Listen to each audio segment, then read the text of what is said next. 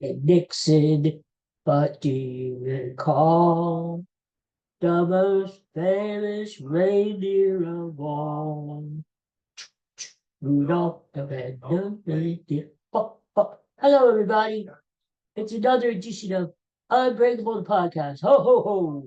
It is Tuesday, December 23rd. All of the other reindeer used to laugh. Everybody sing. Da da da da da da da. Yes, we're here. And we're talking about, since I kind of look like Santa today with my Eagles Santa hat, my Eagles, look at that big eagle on my chest. We're going to talk about Santa and what he's going to bring the Philadelphia teams this year and the Philadelphia athletes. And we're going to talk some Christmas stuff. And it's just going to be fun. So hang with me for a while, okay? La da da da da da da. La da da da da by Jerry Lewis. La da da da da da. Sylvester Stallone. Hey, Rudolph the red-nosed reindeer. Hey, hey, hey. La da da. Elvis. Rudolph the red. Rudolph. Anyway, okay. Santa. What's Santa going to bring our Philadelphia sports teams this year? Let's just pick anyone out of a hat, just out of nowhere. Bryce Harper. Bryce Harper. Santa's going to bring Bryce Harper an MVP season next year. You watch. Bryce Harper has won the MVP twice already. He could do it again. I know he's getting old, but he could do it again. And now he has new blood. You heard about him hooking up to this new machine where they take like a quarter of your blood and they take all the bad stuff out of it and put it back into you again. And it's supposed to make you like a new man.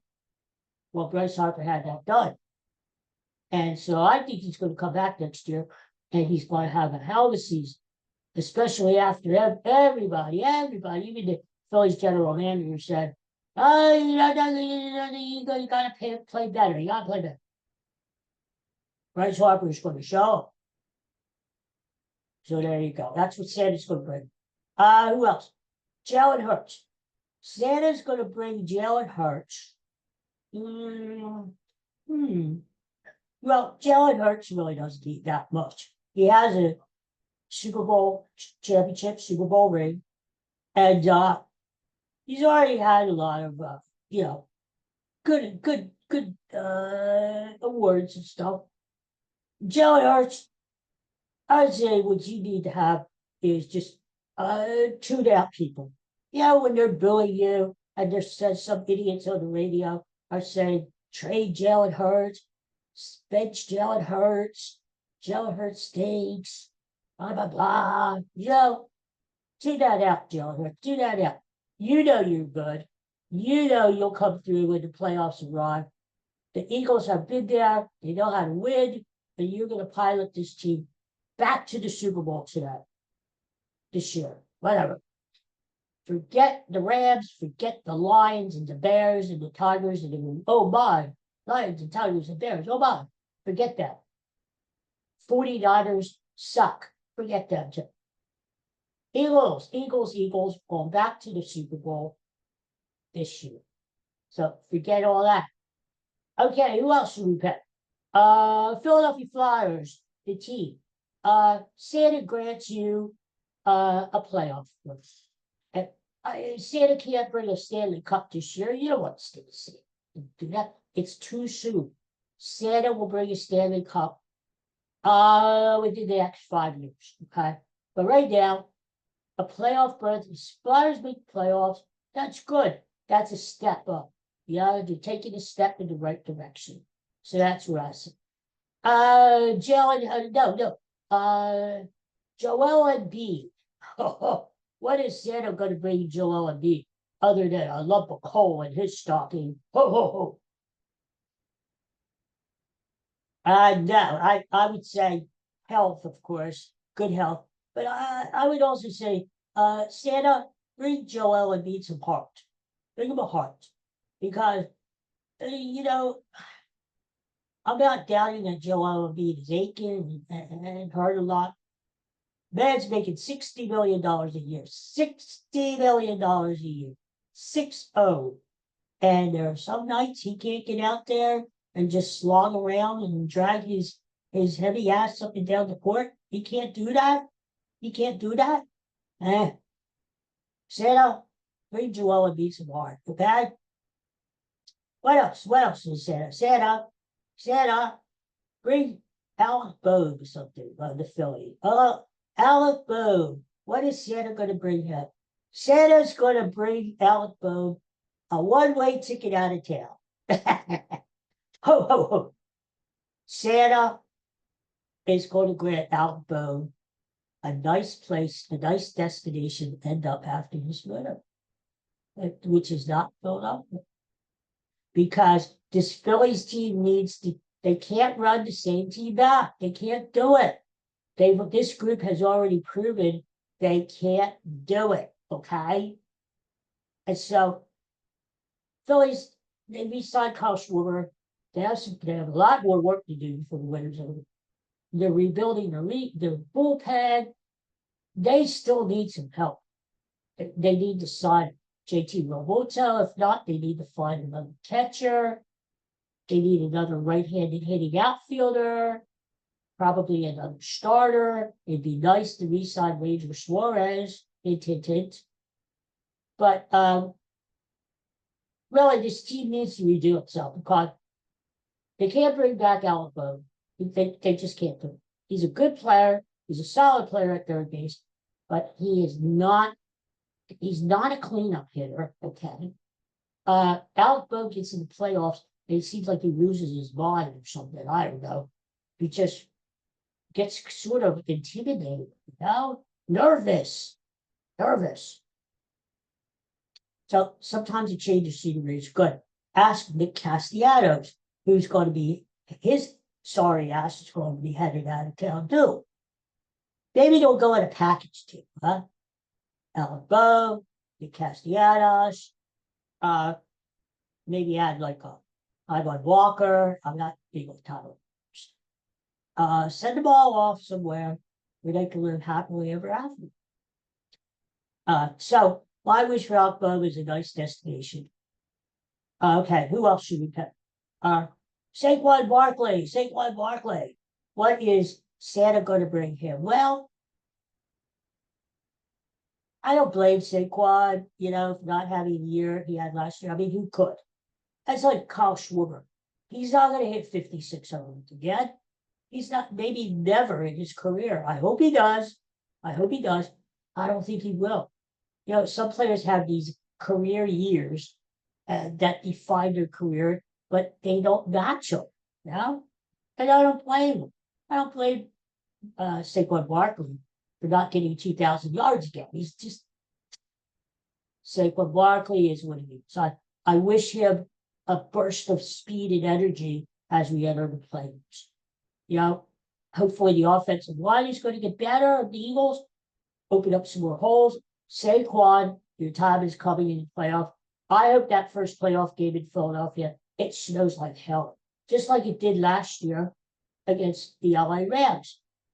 And Saquon could slosh through the snow and leave the 49ers and whoever they're going to play in the dust. So I hope Saquon Barkley, Santa brings him a little extra juice, not juicers, but juice, to do his thing in playoffs and take the Eagles to the next step.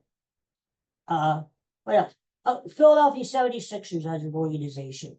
What is Santa going to bring up? Santa is going to bring that loser organization, pathetic organization, a new front office. Because this front office they have right now, Daryl Morey, all the way to the hapless owner, they all stink. This franchise, this organization, is not going to be a winner until they clean house in the front office and get some people in who know basketball. And you have to establish a winning culture because this 76 organization is a bunch of losers. They're used to losing. When they tried to lose on purpose back in the day, can you believe that? A team that actually tries to lose on purpose? Oh, I mean, oh, that's cranky. That is awful. So I would say for the Sixers, Santa's going to bring you a brand new front office. Well, Phillies, for your organization, a World Series championship because your window is closing. You know, Kyle Schwarber, Bryce Harper, even though I think they're both going to have great years next year, they're getting older. Trey Turner, older. Zach Wheeler, older. Aaron Nola, older. Oh my God. So Phillies need to start blending in some young talent. I think they will with Justin Crawford, Andy Miller, Andrew Painter coming up. But they need a World Series championship before a lot of these guys need walkers and wheelchairs. I mean, I might as well get out there and hit the damn ball. What the hell? I could do just as good. I better not lie with the Santa cat one. That's not good. Anyway, so a World Series championship for the Phillies. For the Eagles as an organization. Well, it's very easy to say repeat, win 2 Super Bowl championships in a row. It's not done very often. Kansas City did it recently. How about those Chiefs? Those traders? They're going to hop, skip, and jump over the border of Missouri into Kansas. So they're still going to be the Kansas City Chiefs, but not the Kansas City Chiefs. They're going to be Kansas City Chiefs, if you know what I mean. So, which is stupid because they've got the greatest home field advantage over them all, Arrowhead Stadium. Outdoors, it is frigid out there in the winter time. And you got the loudest crowd. Oh my God, Guinness World Records registered them as the loudest home field advantage in the league. And they're going to abandon all that, and they're going to go to Kansas City, Kansas, and build a dome stadium, a hoity-toity dome stadium. Oh, we want to sit in comfort. We don't want to freeze our asses off. We want to sit in comfort and watch the game. Hoity-toity. What the hell's wrong with these people, huh? Look at Buffalo. Buffalo is building a new stadium across the street from the present stadium. And it's not going to be a dome. If anybody needs a dome, it's Buffalo. Which kind of doesn't make sense that they have an open air stadium again. I don't know. Buffalo, I think needs more than Kansas City. Anyway, kudos to those hardy people up in Buffalo. Although I don't want them to do good this week when they play the Eagles, but we'll talk about that. So Kansas City, the traders, they're going to leave behind Kansas City, Missouri, hop over to Kansas City, Kansas. So there, good. Don't let the door hit you, Chiefs. And apparently the Royals may follow them over to Kansas. What the hell? Is there no loyalty in sports anymore? Jesus. Anyway, so Eagles. It's too easy to say Santa's going to bring you a repeat, Super Bowl champions. Too easy to say.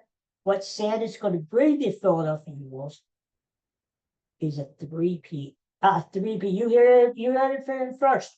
A three-peat. I'm not just talking about a two-peat. A two-peat is, we know they're going to win the Super Bowl again this year. We know that. So why not start talking about a three-peat even before we get to two-peat? Huh? Hey, I'm probably the first guy in the world talking about a three-peat already. So, hey, if the Eagles get a three-peat, which would be unprecedented, congratulate Daddy here for being the one to suggest it. Santa, bring the Eagles a three-peat. Okay, well, enough of this damn shit. Anyway, oh my God, did you hear about my friend Barry Manilow has lung cancer? Yeah. Well, if you follow my story all along, uh, you know, you know, Barry Manilow has had a big part of my life. Back in the 70s, when I was only a toddler, and I was a little more than that. But yeah, his music meant a lot to me back then. And it still does. And I got to be one of these fanalos, fanalos. What the hell? I didn't know I was a fanalo back then. I didn't know. But yeah, I did all kinds of crazy shit back then. Like I camped out the first when Barry Manilow he wrote a book, his autobiography, uh, back in like '88. So he went on this book tour, meet fans, sign books, sell books, and of all the places he went on the tour in the world, his first stop was Cherry Hill, New Jersey, right river, over the river. Do you know what you Beverly Hills, right over the river from Philadelphia. Well, guess who was there? I was there, courtesy of my friends Vicky and Chris, fellow Fanalos, and we camped out overnight. Yes, the little guy in the wheelchair camped out overnight. Now I remember we were the first ones there to camp out on a Sunday night because Barry Manilow was appearing 12:30 the next day at the bookstore, Monday afternoon. So camped out there, I slept in my wheelchair. It was frigid out there. It was October. It was like the middle of October, and it was cold. But this little trooper here, me, I did it. I did it for Barry. And during the night, his assistant brought us donuts and coffee, and those donuts forever became known as Barry's Buns. Barry's Buns. And there was Manilow music playing all night. People playing cards. By the time dawn came, we had about 100 people in it. It was actually kind of fun. And if people had to use the bathroom, there were no porta potties. We're talking late 80s. So all they did was there was a Dunkin' Donuts around the corner, and that Dunkin' Donuts was open all night, and they did great business. Not donut wise, people running into the bathroom. Anyway, 12:30 the next day, go in, but they opened the doors, let us in, and guess who was the first fan to meet Barry Manilow? Not only in Cherry Hill, New Jersey, but for the whole friggin' book tour. Your daddy, your dad. So I remember wheeling up to him, and he was standing behind his table. He had this tweed suit on, like a navy blue tweed suit. And he looked big. You know how people, they're on album covers are only little tiny people. But he looked big. And I was like this. So, I didn't know. He sat down and I said hi. And gave him my book to have signed. Signed it to Greg. Best wishes, Barry Manilow. And that was about it. And they had 1,000 people in line. So I wasn't going to sit there and ask them all kinds of questions like, whoa, what kind of song is this? So, but he was nice. And then as I was leaving the store, one of the local reporters, they had a lot of reporters there taking pictures, doing news. And I was on KYW News Radio the next morning because they interviewed me after I came out of the bookstore. And they asked me what it was like. And I said in my squeaky high voice, "Oh, it was great." I didn't hear myself the next morning because it was played at 6 o'clock in the morning the next day. And I wasn't going to get it. So even to hear myself. So I met Barry one time, and I met him one other time down on the sitting stage. But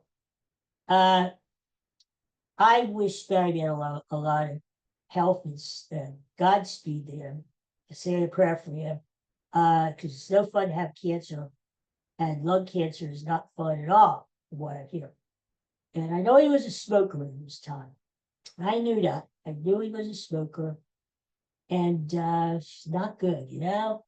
If you're smoking, do yourself a favor, stop. Give yourself a Christmas present because it's not too late to stop. So I hope he gets well. The doctors are saying that cancer hasn't spread, thank God. But yeah, the man's 82 years old. So to me, it's great that he's still performing. He's doing I Write the Songs, all these other songs. But I think he should retire. I think he should retire and enjoy life and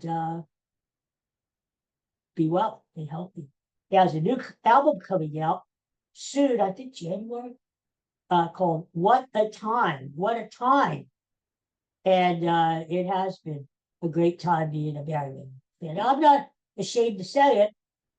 I think he's a great performer, not the best singer in the world, performer, arranger, producer, songwriter.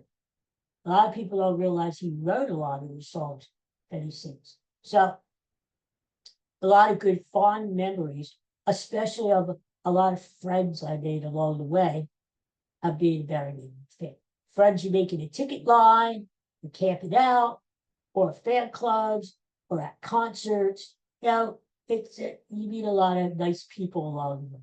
And that's what makes it fun. And it's nice to know that your fans all the way back from when a person started until, I hate to say the end, but pretty close. So it's a lot of fun. And it's a fun journey to be a fan. So get well soon, Barry. What else is happening? Speaking of voices and singing, I recently found the voice. Now, check this out. I recently found the voice of an angel. There's this female singer. Her name is Eva Cassidy. And if you've never heard of her before, do yourself a favor and look her up. Play some of her music on one of your robots or streaming or whatever. And you're going to hear for yourself the voice of an angel. This girl can sing jazz, blues, country, pop, rock. She can do it all. And the thing about Eva Cassidy is that she was a singer, only 33 years old, who was primarily known in the Washington, D.C. area. Played a lot of clubs down there, a lot of joints, as they call them. And had a following, and people knew she had a great voice. But she wasn't discovered, and this was way before, we're talking 1996, early 90s, 96. And there was no like American Idol at that time. There was no show where young singers could go and audition, and you're discovered, and you become famous, and you record albums, and you tour the world singing for people, and you're on TV, and you make records, and it's just you become a star. None of that was happening back in the 90s. And Eva Cassidy, unfortunately, she had a mole taken off of her back, which turned out to be melanoma.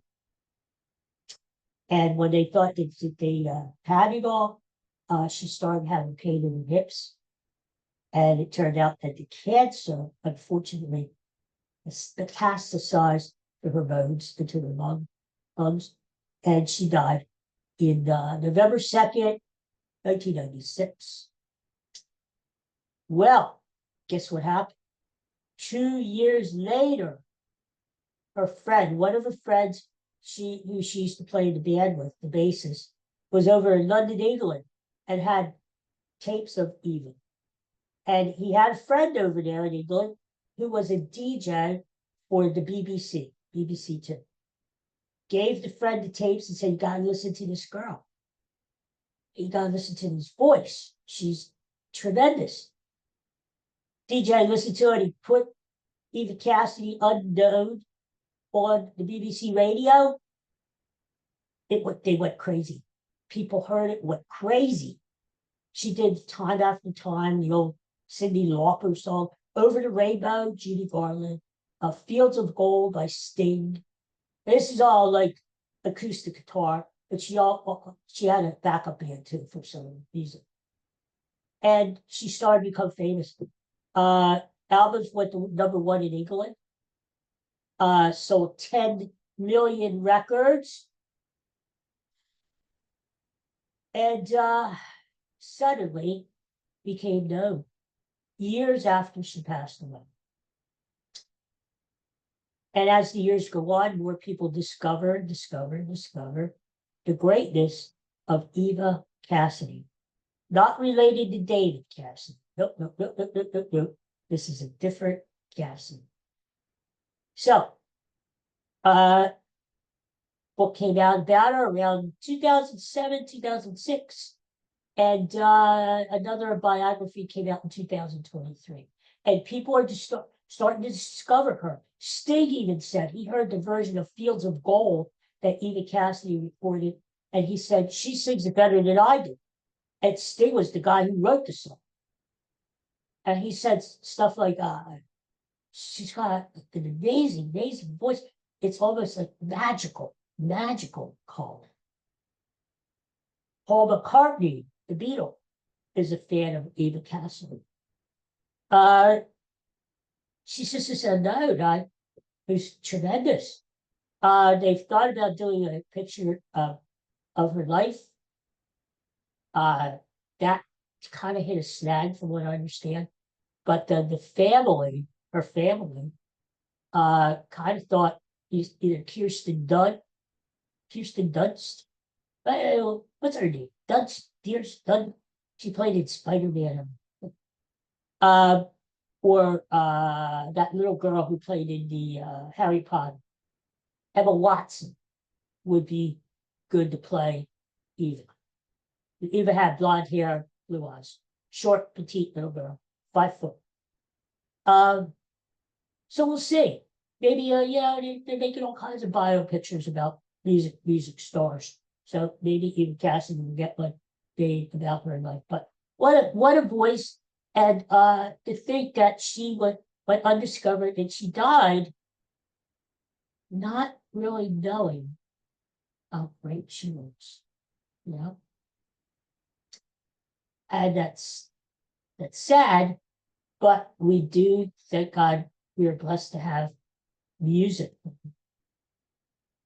And hopefully they discover a trunk full of tapes that maybe she did on her own that she didn't tell anybody about. And now with the new technology, that Peter Jackson, the guy who directed the all those movies,